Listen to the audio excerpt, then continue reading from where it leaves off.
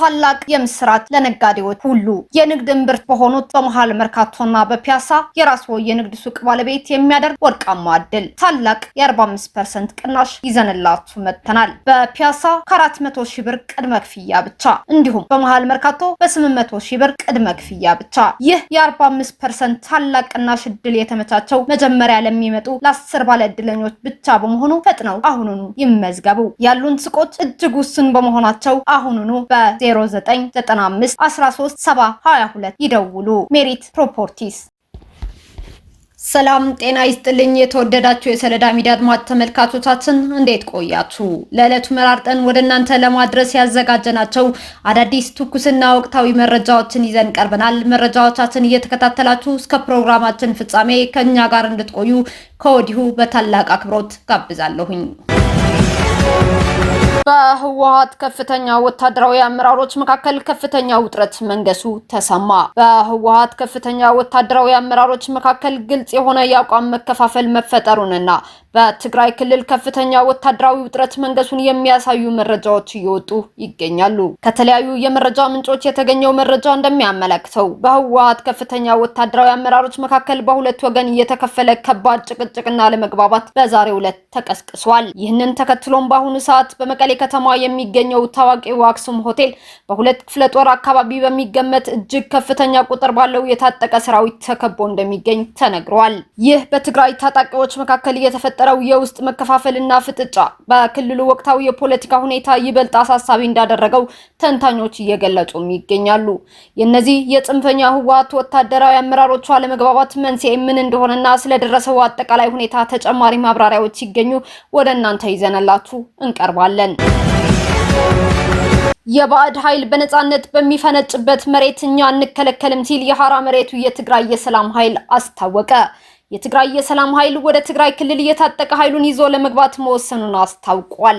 የሰላም ኃይሉ በህወሓትና ታጣቂ ኃይሎች ላይ ጠንከር ያለ ማስጠንቀቂያ የሰነዘረ ሲሆን ትግራይ ክልል ለመግባት ሊያስቆመን የሚሞክር ኃይል ካለ ኃላፊነቱን ይወስዳልም ብሏል። የትግራይ የሰላም ኃይል በማህበራዊ ገጹ ባወጣው ይፋዊ መግለጫ ወደ ትግራይ መግባት መብታቸውና ግዴታቸው መሆኑን የጠቀሰው መግለጫው በህወሓት የታጠቀ ቡድን ትዕዛዝ አሊያም ተገዶ እኛን ለማስቆም የሚሞክር ማንኛውም የታጠቀ ኃይል ካለ ለሚፈጠረው ነገር ሙሉ ኃላፊነቱን መውሰድ አለበት ሲልም በህወሓት ላይ ጠንካራ ማስጠንቀቂያውን አስተላልፈዋል። በትግራይ የሰላም ኃይል ውስጥ ያሉ ሰራዊት አባላት አሁን ባለው ሁኔታ ለአንድ አምባገነን ድርጅት ህወሓት አጃቢ አንሆንም በማለት ለትግራይ ህዝብ መብት ሲሉ እየታገሉ ያሉ የህዝብ ልጆች እንጂ ሽፍቶች አለመሆናቸውንና ወደ ራሳቸው የትግራይ ምድር መግባታቸው የማይቀር መሆኑንም ኃይሉ አስምሮበታል። የትግራይ የሰላም ኃይል አሁን ያለውን የትግራይ ክልል የጸጥታ ሁኔታ ሲተች የኛ መሬት ለኢትዮጵያና ለትግራይ ህዝብ ጠላት ለሆነውና አረመኔ የኤርትራው የሻዕቢያ ጦር ክፍት ሆኖ እሱ እንደፈለገ እየተንቀሳቀሰበት ባለበት በዚህ ሰዓት እኛ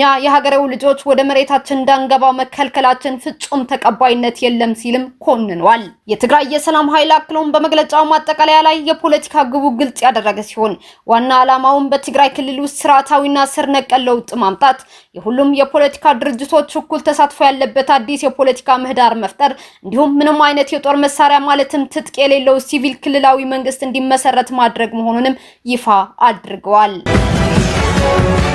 ጠቅላይ ሚኒስትር ዶክተር አብይ አህመድ ለኢትዮጵያ ህዝብ የምስጋናና የክብር መልእክት አስተላለፉ።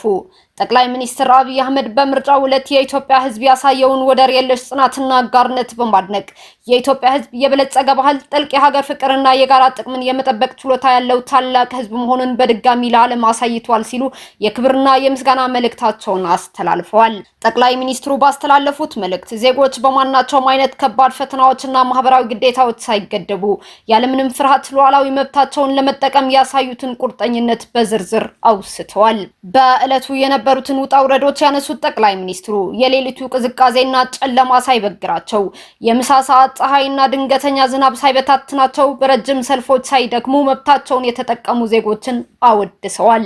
አክሎም የአካል ጉዳት ህመምና የእድሜ መግፋት ሳይበግራቸው የሀገራቸውን ተስፋ ለመመስከር የተሰለፉትን እንዲሁም ጨቅላ ህፃኖቻቸው አቅፈው የመጡና ከሁሉም በላይ ደግሞ የጠላቶች ጩኸትና ዛቻ ያላስፈራቸውና ያላስቆማቸው ዜጎች ያሳዩት ጽናት ለሀገሪቱ ህልውናና ለዲሞክራሲ ስርዓት ግንባታ የተከፈለ ታላቅ ዋጋ መሆኑን ገልጸዋል። በብዙ ፈተናዎችና ችግሮች ውስጥ ሁሉንም መሰናክሎች ተቋቁማችሁ ያሳያችሁ ጽናት ለዲሞክራሲና ለሀገር ህልውና የተበረከተ ታላቅ አስተዋጽኦ ነው። ለዚህም ከልብ የመነጨ ምስጋና ይገባችኋል ብለዋል ጠቅላይ ሚኒስትሩ። ጠቅላይ ሚኒስትር አብይ አህመድ እንዲህ አይነቱን ታላቅ ህዝብ ማገልገል ታላቅ እድልና ክብር መሆኑን ጠቅሰው በምርጫ አሸናፊ ለሚሆኑት የፖለቲካ አመራሮችም ቀጥተኛ መልእክታቸውን አስተላልፈዋል።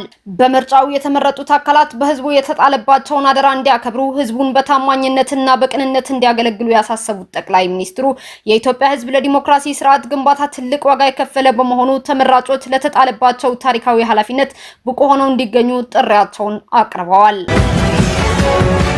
ፕሬዝዳንት ዊሊያም ሩቶ ለሰሜን ኬንያ ህዝብ ይፋዊ ይቅርታ ጠየቁ።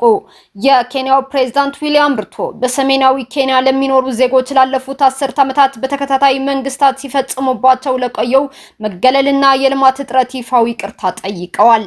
ፕሬዝዳንቱ ይህንን ያስታወቁት ሀገሪቱ እያከበረችው በሚገኘው 63ኛው የማዳራካ ቀን የነጻነት በዓል አከባበር ላይ ባደረጉት ንግግር ነው። ፕሬዝዳንቱ በንግግራቸውም የሰሜን ኬንያ ቀጠና ለረጅም ዘመናት በፖለቲካና በኢኮኖሚያዊ ዘርፎች ችላ ተብሎ መቆየቱን በይፋ አምነዋል። ዊሊያም ሩቶ አክለውም ይህንን ለዓመታት የዘለቀውን የልማትና የኢኮኖሚ ልዩነት ለማጥበብ መንግስታቸው በቀጣይ አካባቢው ላይ ለሚደረጉ የልማት ጥረቶች በከፍተኛ ፍጥነት ለማፋጠን ቃል ገብቷል። አብዛኛው ነዋሪ የሶማሊያ ተወላጅ የሆነው ይኸው የሰሜናዊ ኬንያ አካባቢ በቂ መሰረተ ልማት እንደሌለው የመንግስት የህዝብ አገልግሎቶች ውስን መሆናቸውንና ከሀገራዊ የልማት ፕሮግራሞች መገለሉን በመጥቀስ ለዓመታት ቅሬታ ሲያቀርቡ መቆየታቸው ይታወሳል። የናይጄሪያ ፖሊስ በደቡብ አፍሪካውያን ዜጎችና ቢዝነሶች ላይ ያጸፋ ጥቃት እንዳይሰነዘር አስጠነቀቀ። የናይጄሪያ ፖሊስ በደቡብ አፍሪካ ዳግም የተቀሰቀሰውን ስደተኞች ላይ ያነጣጠረ የተቃውሞ ሰልፍ ተከትሎ ዜጎች በናይጄሪያ በሚገኙ የደቡብ አፍሪካ ተወላጆች አሊያም የንግድ ተቋማት ላይ ምንም አይነት ያጸፋ እርምጃ እንዳይወስዱ ጠንካራ ማስጠንቀቂያ ሰጥቷል። የናይጄሪያ የጸጥታ ባለስልጣናት ዜጎች እንዲረጋጉና ህግን በእጃቸው ከመውሰድ እንዲቆጠቡ ያሳሰቡ ሲሆን የሚፈጸሙ ማናቸውም ያጸፋ ጥቃቶች በሁለት ሀገራት መካከል ያለውን ዲፕሎማሲያዊ ውጥረት ይበልጥ ከማባባስ ውጪ የሚያመጡት መፍትሄ እንደሌለ በአጽንኦት ገልጸዋል። ይህ የፖሊስ ማስጠንቀቂያ የወጣው በደቡብ አፍሪካ የውጭ ሀገር ዜጎችን ኢላማ ያደረጉ የለየላቸው የመጤ ጥላቻ ማለትም ዜኖፎቢክ ጥቃቶችንና ተቃውሞዎች መከሰታቸው የሚገልጹ ሪፖርቶች መውጣታቸውን ተከትሎ በበርካታ የአፍሪካ ሀገራት ዘንድ ከፍተኛ ስጋት እየገነባ በመጣበት በዚህ ወቅት ነው።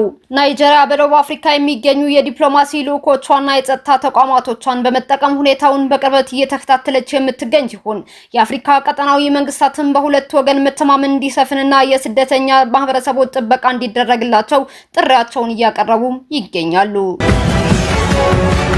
የኢራኑ ፕሬዝዳንት ማሱድ ፔዜሽኪያን ለሀገሪቱ የበላይ መሪ ጽህፈት ቤት ይፋዊ የስራ መልቀቂያ ደብዳቤ ማስገባታቸው ተሰማ።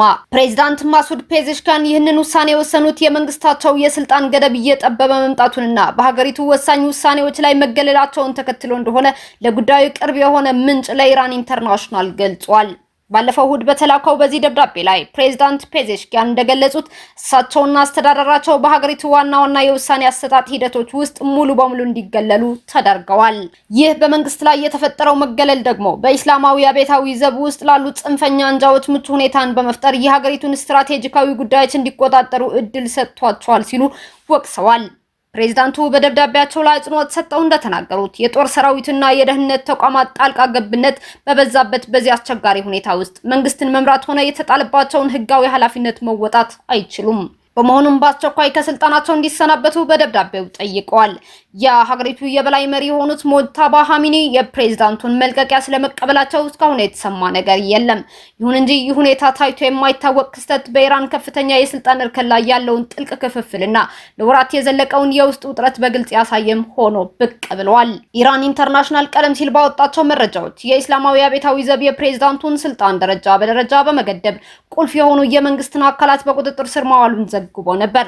ይህ የዘብ ኃይሉ ጣልቃ ገብነት የፔዜሽኪያን አስተዳደር ምንም አይነት ፖለቲካዊና አስፈጻሚ ውሳኔዎችን ማሳለፍ የማይችልበት አዙሪት ውስጥ የከተተው ሲሆን በተለይም ሀገሪቱ የምታደርጋቸው ዲፕሎማሲያዊ ድርድሮች ወደፊት እንዳይራመዱና በካቢኔ መዋቅር ላይ የሚፈለጉ ለውጦች እንዳይተገበሩ ዋነኛ እንቅፋት መሆኑም ተጠቅሷል። እስካሁን አብራችሁን ከኛ ጋር ስለነበራችሁ እያመሰገንኩኝ በሌሎች መረጃዎች እስክንመለስ እንደተለመደው የሶሎዳ ሚዲያ ቤተሰብ በመሆን ላይክ፣ ሼር፣ ሰብስክራይብ ማድረጋችሁን አትርሱ። አዳዲስ ትኩስና ወቅታዊ መረጃዎቻችን በቶሎ እንዲደርሷችሁ የደወል ምልክቷን ይጫኑ። ስኬት፣ ድልና ሰላም ለኢትዮጵያውያን። ሶሎዳ ሚዲያ